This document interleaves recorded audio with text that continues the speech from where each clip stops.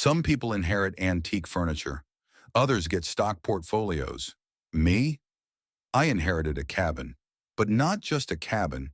A hand-built cedar log home nestled in a 3,200-acre stretch of pristine forested valley in Montana. My grandfather bought it in 1963, a handshake deal with a logger who couldn't maintain the land. I grew up splitting wood and fishing in the creek out front. When Grandpa passed, he left the entire valley to me in one neat envelope. The deed, the surveys, the mineral rights, everything.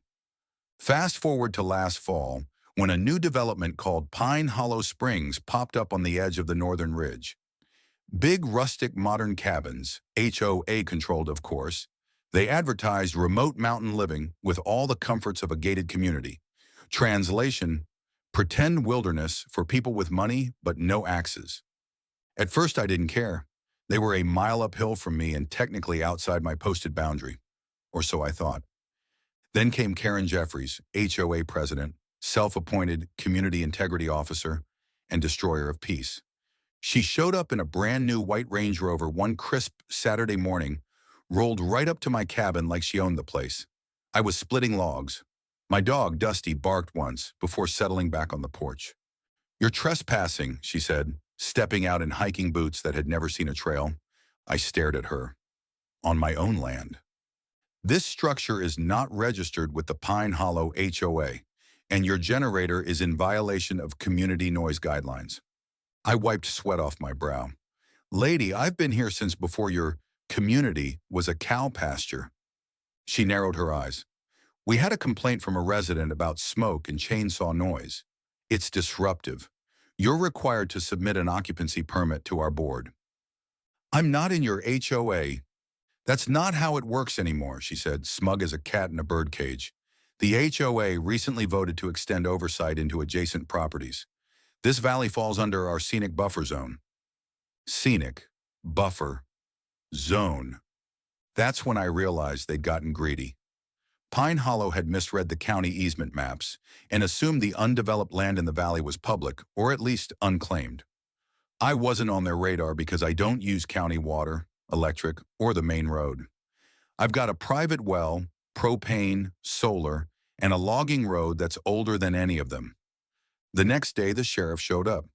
"Sorry to bug you," he said, hat in hand, "but we got a call about an illegal cabin and someone brandishing a weapon." I showed him my permit. My grandfather registered the cabin decades ago.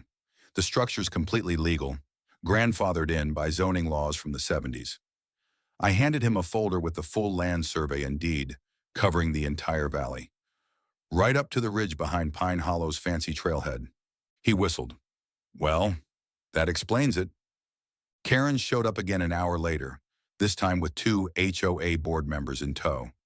I met them at the gate. "We're issuing a final warning," she said, waving a red notice.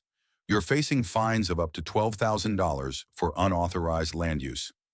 I smiled, pulled out my phone, and called my lawyer. "Bradley? Hey, looks like Pine Hollow's trying to extort me off my own land. Want to explain easement law to a few civilians?" Bradley's a property attorney who helped me fight off a logging company 3 years back. He lives for this kind of thing. The HOA backed off for about a week. Then they posted a notice on their Facebook page. Unpermitted structures discovered within Pine Hollow's expanded buffer zone. They included a blurry photo of my cabin with violation pending stamped across it. Bad move. I sued them for defamation and property interference. Filed in county court the next day. I also contacted the local assessor's office and had every single Pine Hollow boundary reevaluated. Turns out, their community signage and walking trail overlap my valley by 37 feet. Whoops. Karen is now facing a cease and desist. The HOA is paying thousands in legal fees, and their developer is scrambling to adjust the marketing materials. Their website no longer says "bordered by untouched wilderness," because I own that wilderness. Every pine tree boulder and trout stream of it. A few neighbors from Pine Hollow have since visited, respectfully. I gave them venison jerky and showed them where the elk trail runs. They were good people, just misled by a board that thought they could grab more than they paid for.